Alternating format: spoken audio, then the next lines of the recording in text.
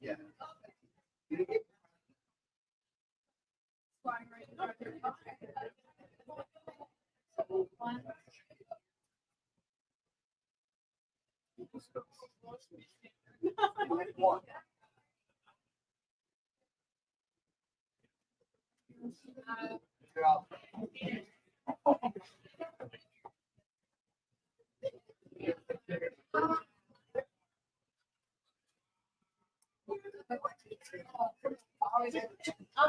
Come on, talk to me. That's the one. Come talk.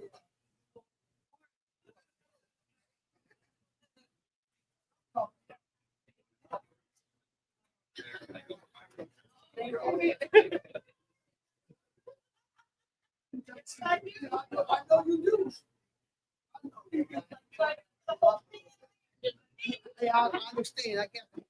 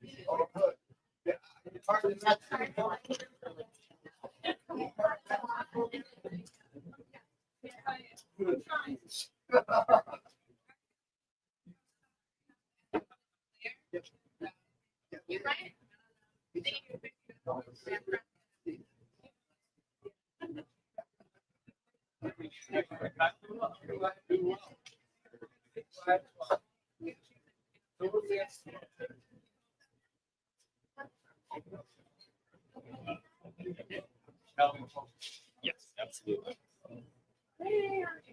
I don't know. Should I ask you what we asked?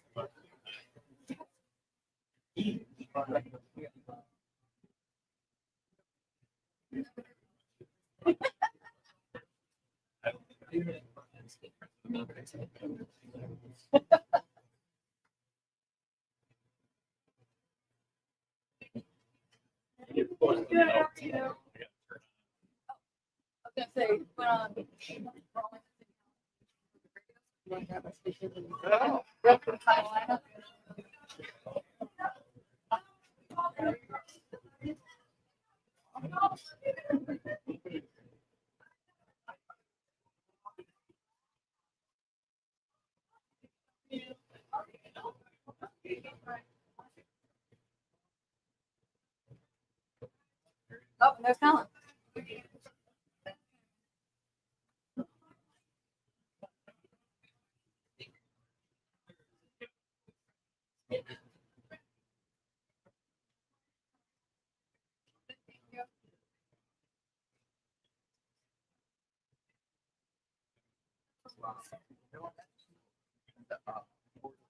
Yeah.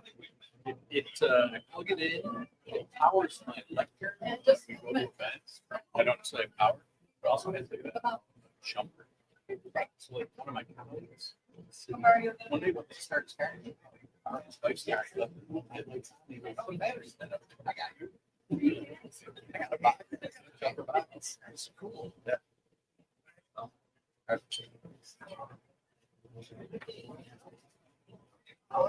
Yeah, I've never seen it there. Menards.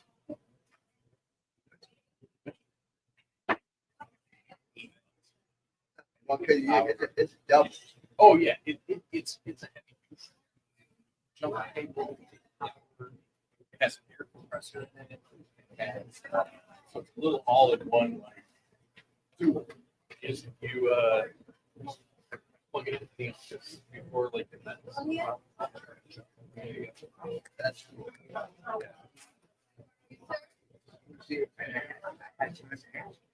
Yeah.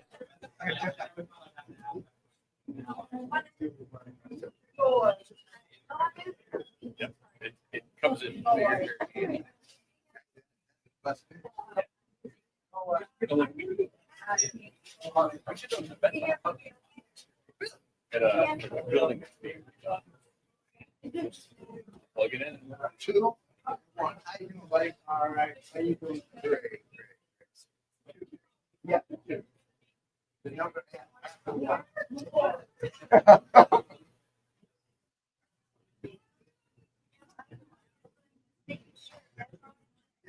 Big old speaker that.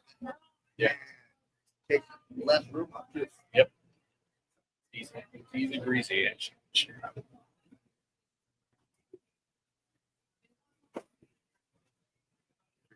Ready to turn on.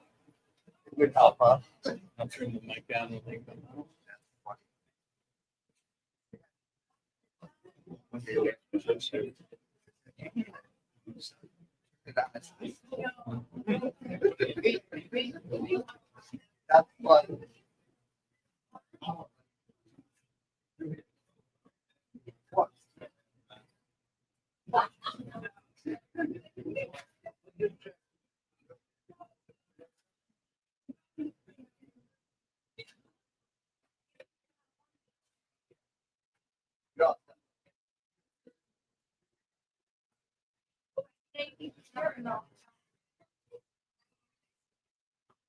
What were you waiting on?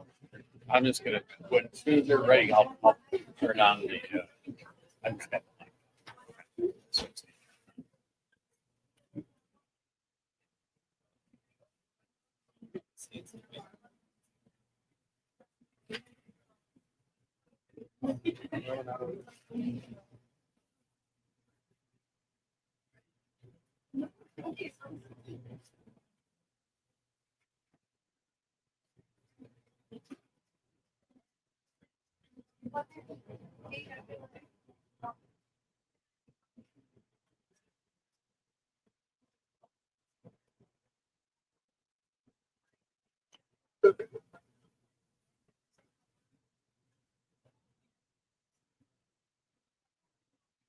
Move right along. I got you. 2 here, 1 here. Same up here.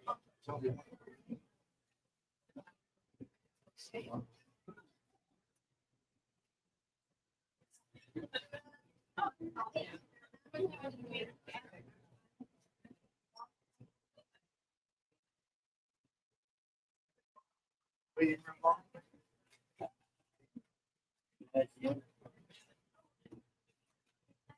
Actually, grab him or whatever you get.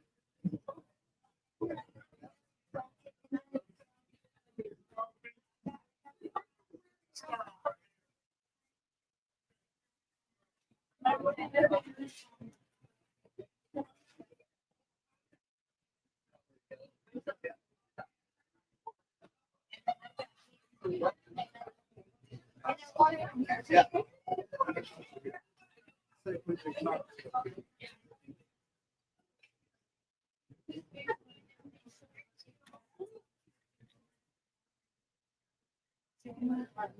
We're going to get going very shortly here, like 3 minutes. Looks like I have everyone here that I was expecting. Obviously, this place is busy and active and in use. That will continue throughout our program today. They will not be pausing operations while we go through this. I see microphones up on here, but we might need to raise our voices a little bit more if we're asking questions to the folks up here because we have so much else going on. For anyone I didn't mention to, I'm Danny Wimmer. I'm the Attorney General's press secretary. We are going to have prepared remarks today. We'll be going through 4 speakers: Attorney General Dana Nessel, Lansing Mayor Andy Schor. From the Michigan Farmers Market Association, we will have Amanda Shreve. That's Shreve. And from our host here, LMTS, we have Community Outreach Services, Josh Gillespie. We're going to go through all 4 speakers. Go back to the Attorney General, and we'll open up for questions. You raise your hand for me, please. I will call on you. Even if I do say, Sophia, I would appreciate if you start off your question reiterating back to us your name and affiliate. Not everybody up here is going to be a familiar face or working with all of you. So I would just appreciate if they can know who they're talking to. So again, I'll call out. You guys raise your hands. Limit our follow-ups. I'll come back to you. It's not a huge group of you all here today. I will have time to come back to you. And as much as we can help ourselves, questions related to today's topics would be most appreciated. I think that's everything that I need to go through. Inside of 2 minutes, I think I'm going to be back with everybody else. Thank you.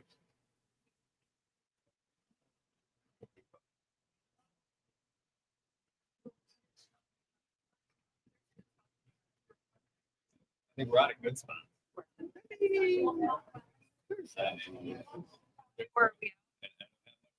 Okay. This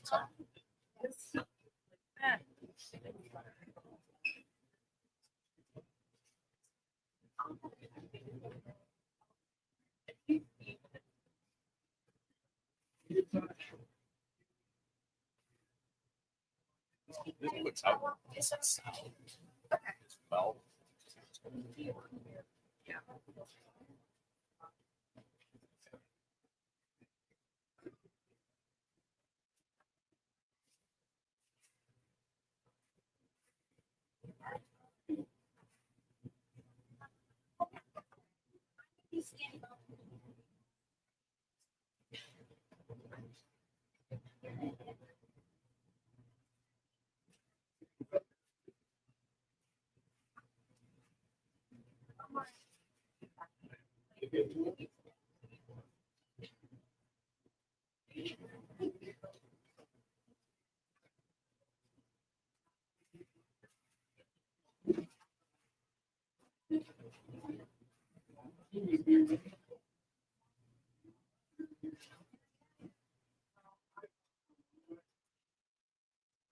Two.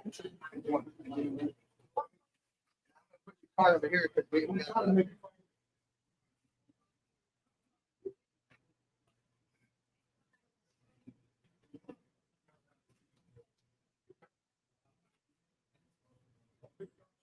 Yeah.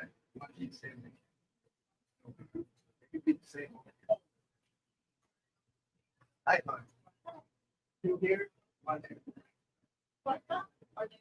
Two here.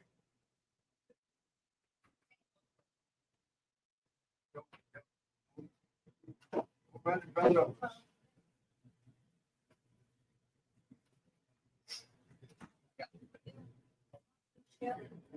One.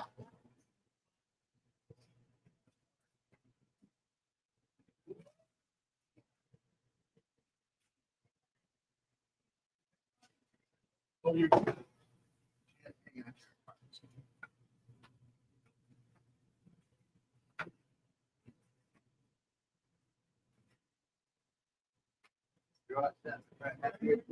Right there.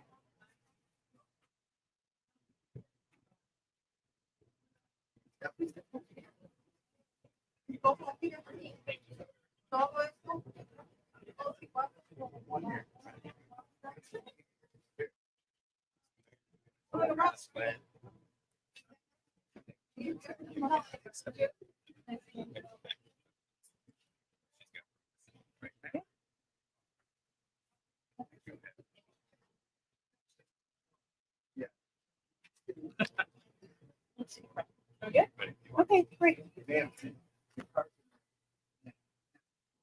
Thanks, everybody, for attending today.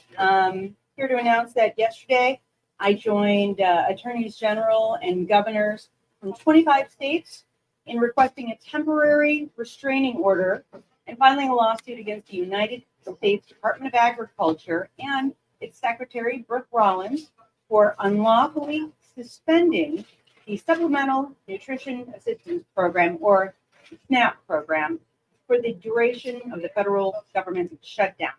Now, I'm here today with Lansing Mayor Andy Schor, Amanda Shreve from the Michigan Farmers Market Association, and Josh Gillespie from LMTS Community Outreach Services, who help 5,000 to 8,000 people in the Lansing area each and every month through their food center, community food, holiday giveaways, and the mobile food pantries. Statistics show that 1 in 9 Americans are food insecure, and unfortunately, that's just as true here in our capital city.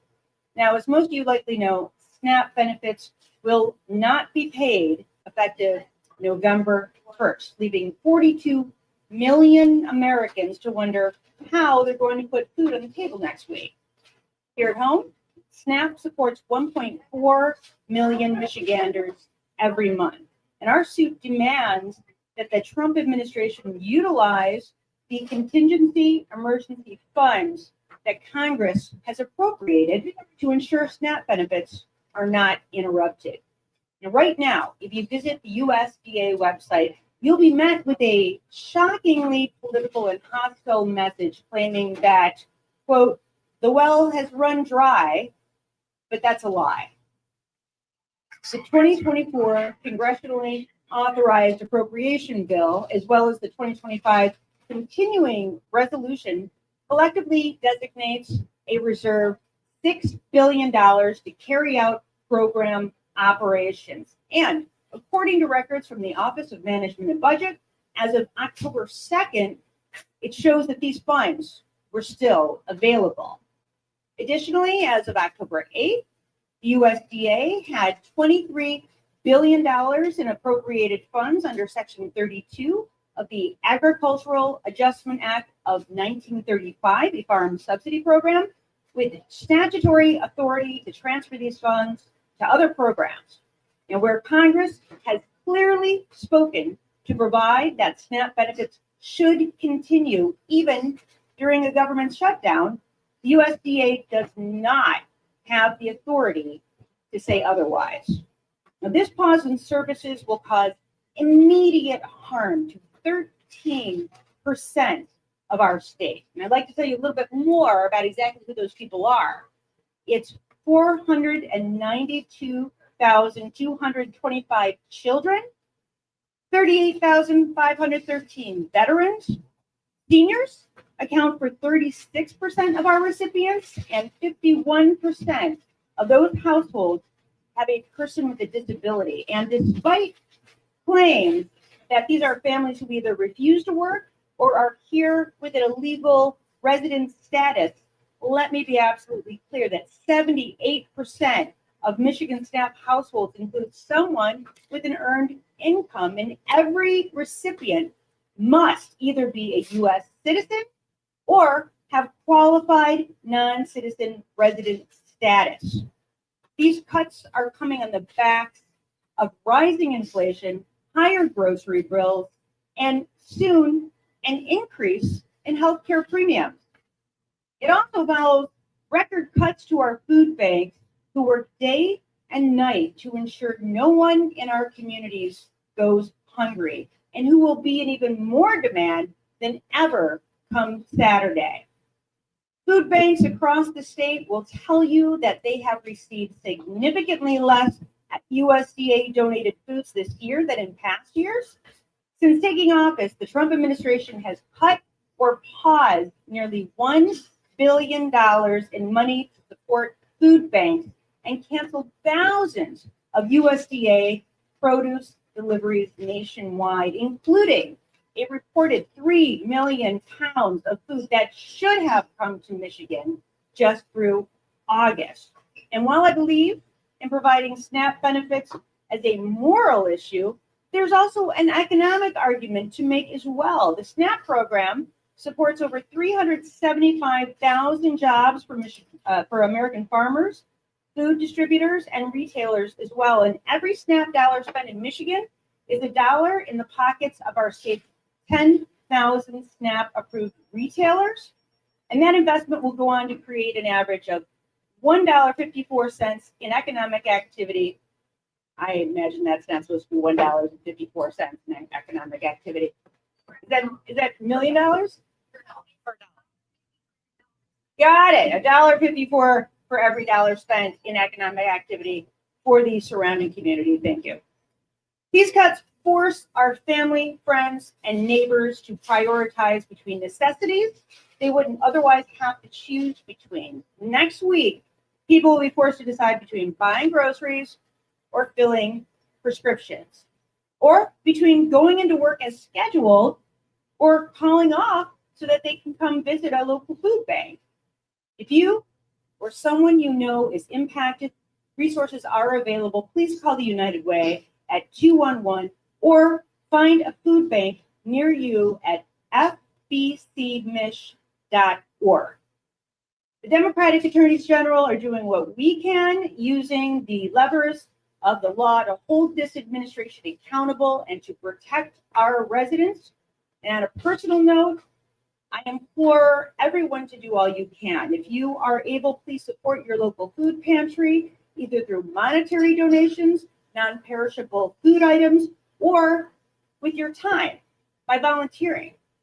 If the prospect of tens of millions of Americans going hungry is not motivation enough for us to all come together and act, then I don't know what ever will be. And with that, I'd now like to turn this over to Lansing Mayor Andy Schor. Well, thank you, Madam Attorney General. It's a hard act to follow, but thank you for your leadership. Thank you for standing up for the residents of our state and really our nation. I want to thank LMTS for inviting everybody here. You just heard a lot of the numbers, but what you're seeing to your left and your right are the reality. These are not just numbers; these are people, and they are here getting food that they need from the freezers here at LMTS. We have mobile food banks that we do throughout the city, and the food's going quickly. My understanding is in about 55 minutes they ran out of food last Saturday at the food pantry. So this is huge. November 1st, it's on the minds of everybody right now. If SNAP benefits are not provided, then what do? We know, I've been speaking with mayors from all around the country. I was talking to the mayor of Phoenix 2 days ago. And we know that it doesn't matter if you are in small city, mid-sized city, big city, we cannot make up for the power and the funding of the federal government. We don't have those kind of resources. I don't have millions of dollars sitting around in a fund that we can move. It's very, very difficult. The federal government needs to come through. And when I read in the news this morning that $8 billion is going to be going to our troops because it's extra money that they're going to use, then why the heck can't $6 billion from the USDA be used for our people that need the money? So when the Attorney General calls and says, I'm filing a lawsuit and I'm joining, I stand 100% behind her. And so do the 42,000 people in Ingham County that received SNAP benefits.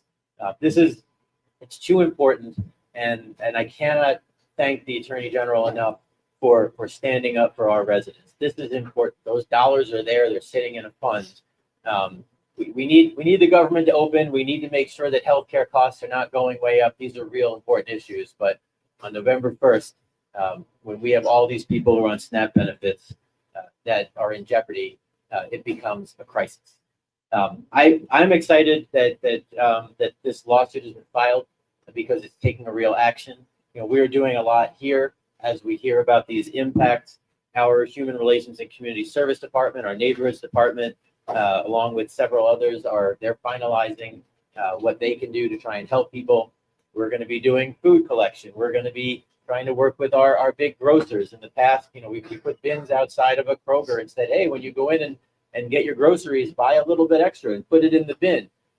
So we are going to do everything we can to step up. We know that there are churches that are actively collecting. I talked to a pastor yesterday who said he is going to figure out how many people within his church are on SNAP benefits, see how they need to help. So we know the community is getting involved in helping our nonprofits, our churches. We are going to step up for our residents, but none of that can match the power of the federal government, the dollars that come from the SNAP program.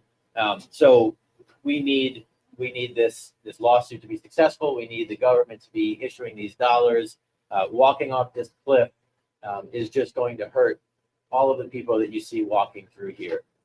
So again, thank you to the Attorney General and her fellow attorneys general for stepping in and stepping up on behalf of our residents. This is too important to not be doing everything that we can to try and help folks. So thank you for allowing me to say a few words. Am I introducing, tell me your name again. Amanda from, she's going to speak next. Thank you. Sorry. You're fine. All right. Well, thank you, Attorney General Nessel, for having me here today to discuss the significant challenges Michiganders will face when benefits from the Supplemental Nutrition Assistance Program, or SNAP, are not distributed in November. We should certainly discuss how our neighbors and community members will struggle to feed their families and how this will strain the emergency food system. But we also need to consider the impact on food retailers. I represent the Michigan Farmers Market Association, or MIFMA, which is the statewide nonprofit that places equity at the forefront of supporting the viability of community-driven marketplaces so that they can connect all consumers to the food grown right here in our state. We support and represent farmers who sell products directly to consumers and over 300 farmers markets across our state. Currently, more than 160 farmers markets accept SNAP benefits in Michigan, including one market in at least 86% of Michigan counties. Each of those markets supports an average of 16 vendors that sell SNAP-approved products, impacting at least 2,500 farmers and small business owners across the state. Because farmers markets are often located in areas where access to a full-service grocery store is limited, that means that markets are meeting an increased need for access to fresh, healthy produce, and doing so in a way that creates real economic impact for Michigan farmers and within local communities.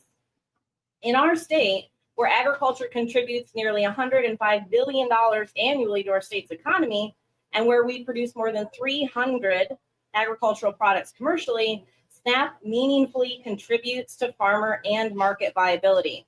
Perhaps no one exemplifies this more than the direct marketing farmer, the farmer who grows or produces food right here in Michigan and sells it directly to their neighbors and communities. For direct marketing farmers, accepting SNAP expands their customer base, increases their sales, and allows them to serve all members of their community. And this is not just a seasonal activity. We have more than 40 farmers markets in Michigan that operate either extended season or year-round. And they are critical markets for farmers with perishable products and value-added products who utilize season extension, infrastructure to grow produce beyond the typical production season, or store crops to extend their market season. When farmers and markets accept SNAP, they also have the opportunity to participate in Michigan's statewide nutrition incentive program called Double Up Food Bucks. More than 1,000 Michigan farmers benefit from this program annually, and since 2009, they have sold more than 30 million pounds of fresh fruits and vegetables to Michigan SNAP recipients. Sales from food assistance and nutrition incentive programs are extremely important to direct marketing farmers. In 2024, benefits utilized at Michigan farmers markets, SNAP benefits, totaled more than $1.5 million, and that earns shoppers an additional $860,000 in nutrition incentives to buy more fresh fruits and vegetables. So that's total buying power of $2.4 million in a single year. When farmers sell directly to consumers, the retail prices they get for their product allow them to retain a larger portion of the food dollar, thus amplifying those sales and contributing significantly to the viability of their operations and the livelihood of their own families. SNAP not only feeds Michigan residents, SNAP feeds our local economies, fuels our agricultural sector, supports our farmers, and protects farmland. I'd be happy to answer questions at the end, and thank you for allowing me to comment on behalf of MIFMA and farmers and markets across the state. Amanda, can you tell us your name, your full name, your position?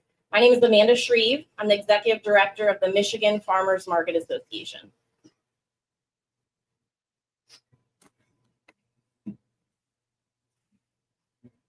Good morning. My name is Joshua Gillespie. I'm the Executive Director for the Larry Mitchell Trice Senior Community Outreach Service. Thank you, Attorney General, for allowing me this time. Teddy Roosevelt said the test of our progress is not whether we add more to the abundance of those who have much. It's whether we provide enough for those who have too little. As the director of LMTS, we feed 5,000 to 8,000 people a month through our collaborative efforts with the Greater Lansing Food Bank and the DoorDash program, through our Fresh Food Friday 2.0 and Fresh Food Friday extravaganza, through our Grace on the Go deliveries right to the neighborhoods, and to our emergency boxes for families that are in critical need in that moment. For me, today is not about politics or policy.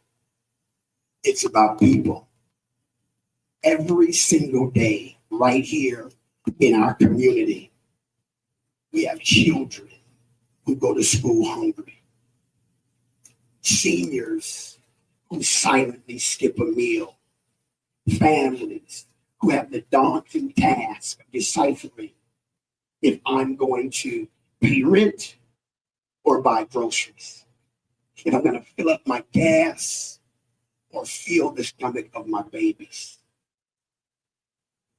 Helping those who are hungry is not an act of charity, it's an act of humanity. Every single day, hundreds of people walk through this door. That's why we have what we call a pantry of choice. We have them shop as if they're in a grocery store. We want to provide dignity and hope to those who at times feel less than. And so it's my responsibility. I'm not here to blame, to point the finger. I'm asking myself, what can I do to make a difference? I'm asking you, what can you do to make a difference? No one should go hungry. Not in our city, not in our state, not on our watch. It's all of our responsibilities. Before SNAP runs out, 1 in 8 people are food insecure. Before SNAP runs out, 1 in 6 children are food insecure. That's before they run out. Just on yesterday, Marissa said, Josh, I'm working 2 jobs, 5 children to feed. What am I going to do? Diane says, Josh, I don't know. It's not going to work. I need help. Do you offer rent assistance? They're making choices that maybe you don't have to make, that I don't have to make. Mother Teresa said this, if you can't feed 100, just feed 1 of them. This is not about politics. This is about taking care of our people. Compassion is not partisan. Compassion should always outweigh our differences. So I say, let us make a difference. I'll end with this. Cahill Gibran says, you give but little when you give of your possessions. It's when you give of yourself that you truly give. What will you give? Help out, not necessarily LMTS, help out the local food pantry. Help out your neighbor. Help out your family member. Help out your colleague, your classmate. It could be us. So thank you, Attorney General. I'll turn it back over to you. Thank you, Josh. Thank you for those very passionate remarks.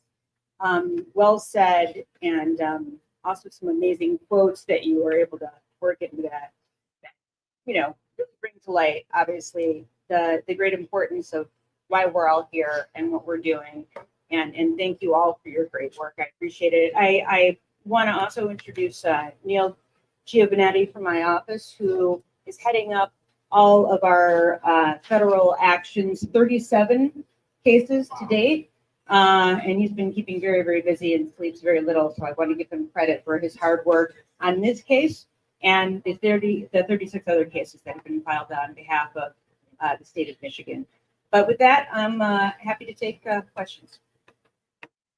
Sorry, that's development. Even if this lawsuit succeeds, there will likely still be a delay benefit. Do you think that the state should monetarily backfill the snaps? Such as what happened? Yes, I do. I think this is a matter of incredible importance. And while we all understand the great importance of spending money in the various different ways in which money has been allocated, I can't think of anything more important than feeding people and making sure that people don't go hungry, making sure that people don't starve to death. So yes, I would encourage the governor and the state legislature to find a way, and we know that there are ways available to them, to make sure that people are being fed during the government shutdown. Hey, Sheldon Krause, 910 News, Attorney General, kind of on the lawsuit front. Just wondering, you say this, see, just if you feel that kind of, it's being used as potentially in this discussion about the shutdown. So your question is whether or not food benefits or staff assistance is being used as a political pawn. I mean, look, I support the Democratic senators in the United States Senate that are holding out to ensure that people can actually afford their health insurance. And we know that there are going to be significant numbers of people that without those ACA subsidies simply will not be able to afford to be insured and to receive medical care anymore. That's a really serious issue. And so I absolutely understand why they're doing it. But at the same time, there is no reason for people who are eligible to receive SNAP benefits to not receive it. That is the exact reason for this contingency fund. And so I think that, the Trump administration is, playing with people's lives here and holding this money hostage intentionally when that does not have to happen. We have the money. If we have the money, we have $300 million to build a new ballroom at the White House. We have $172 million for Kristi Noem's new private jets. And if we have all the money in the world, frankly, to pay ICE to, frankly, snatch people off of our city streets who are not posing a danger to our communities, then certainly we can come up with this money to feed hungry people. And again, in the state of Michigan, we're talking about, for the month of November, $254 million. There are so many different ways where we can come up with that money to make sure that people aren't going hungry. I think it's a moral imperative that we do so. Let's talk about awarding the service. I'm wondering on the House status proposals that goes now.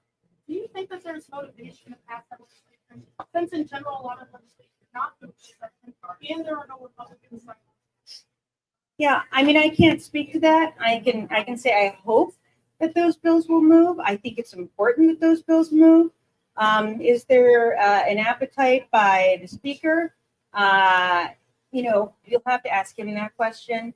But as I have indicated, I think it's really important that we make sure that people are not going hungry.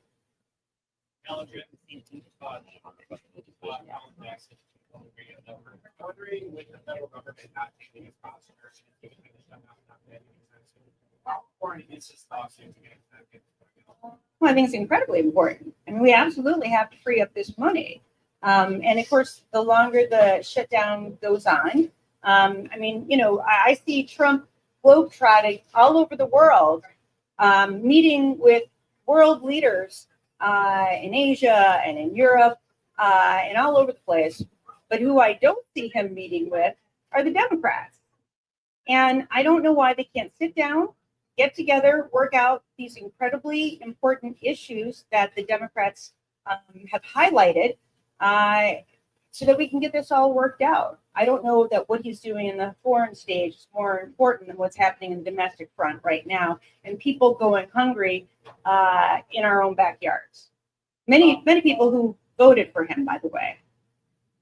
Hi, Bobby Michigan. Questions for you about, you mentioned before that this meeting people is about making the world good, and Josh mentioned this is about politics. Politics is more about meeting people and policy. On that, the government website, USDA website, where it says specifically that Democrats have refused to vote on this, and saying the well has run up. And you mentioned before that talking about how it being a little bit of a political piece. Do you think that it causes a little bit more division putting that out there on an official government website? Look at and see every single day. Absolutely, I do. And what I've seen is a concerning trend that, frankly, in many instances, is a flagrant violation of the Hatch Act, where we see government resources. We most recently saw this in airports all around the country, where you have, Secretary Noam, who is, or the Director Noam, Secretary Noam, thank you, who is blaming the Democrats for issues at the airports. We see it all the time. We've seen it since you had Elon Musk hawking, Tesla vehicles at the White House. It's not appropriate to use tax dollars for political messaging in this manner that is so flagrant. But what we're saying here is we just want the USDA to follow the law. It's not about politics. It's about feeding hungry people, which should be a bipartisan issue and effort. And we know that the law affords for this contingency money to be utilized to backfill any of these issues in regard to SNAP. So we just want the administration to do one thing here, and that is follow the law so that people can continue to receive their SNAP benefits.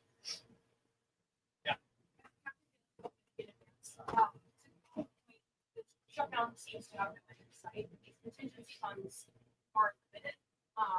And so even if your lawsuit is successful and you're able to get these contingency funds released, when those run out, are there other options that you're considering? Future plans that this extended to December or January? Well, we want to deal with first things first, right? And that's this specific bucket of money that we know is sitting there and we know should probably be used for this purpose. I hope that the government shutdown doesn't continue past November into December. If so, there are a million different places that the government can choose. If of course, there's a supplemental and Congress decides that they want to shift money around, they can do that. But at this point, we're dealing with the month of November and this particular pot of money. And again, I know that $254 million may sound like a lot of money, but considering money that is available, with the federal government and that also in the state government, it's money that absolutely has to be spent. And I have seen so many different frivolous ways in which our tax dollars have been spent. This is not one of them.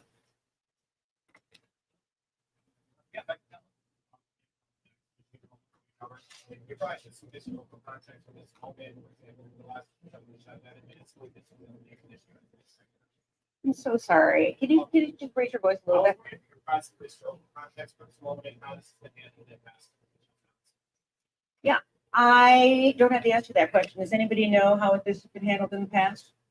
I don't think we've ever gone this far. I want to say the longest shutdown is something like 28 days.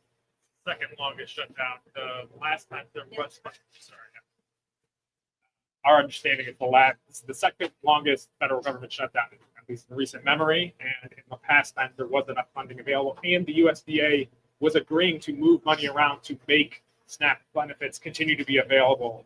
And up until earlier this year, it was very clear from SNAP that USDA's own policy, that they would take these actions to move money around to make sure SNAP benefits could continue. This is just a very recent change that the federal government has made a decision to stop federal SNAP benefits, even though the contingency funds are available.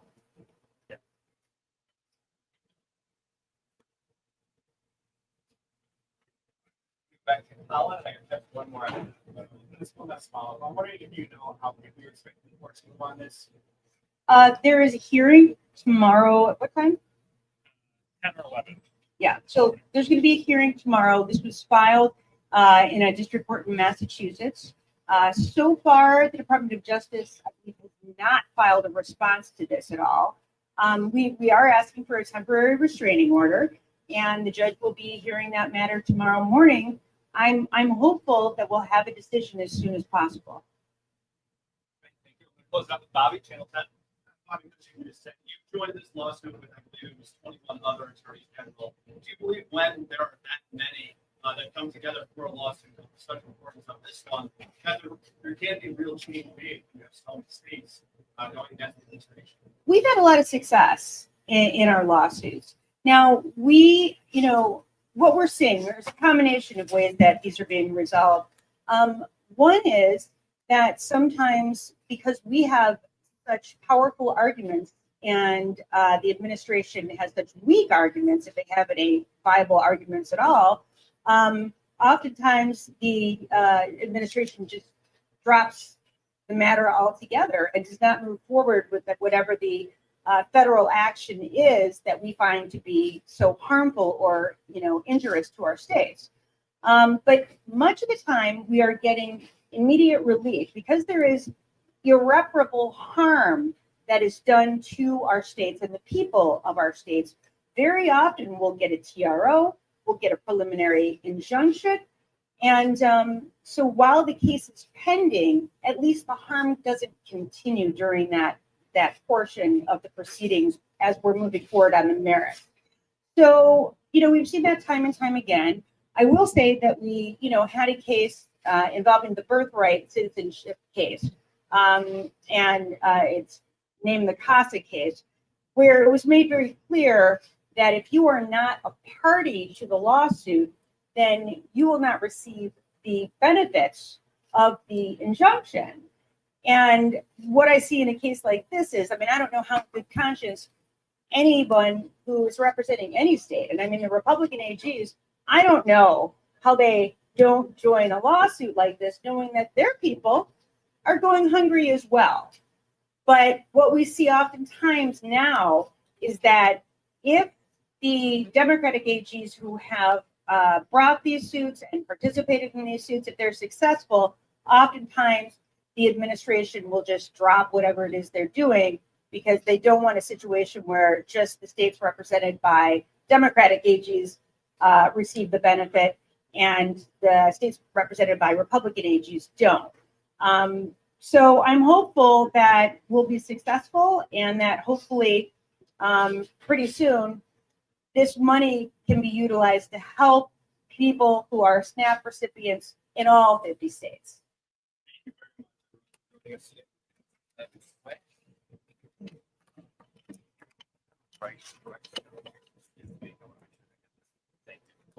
Thanks, everyone.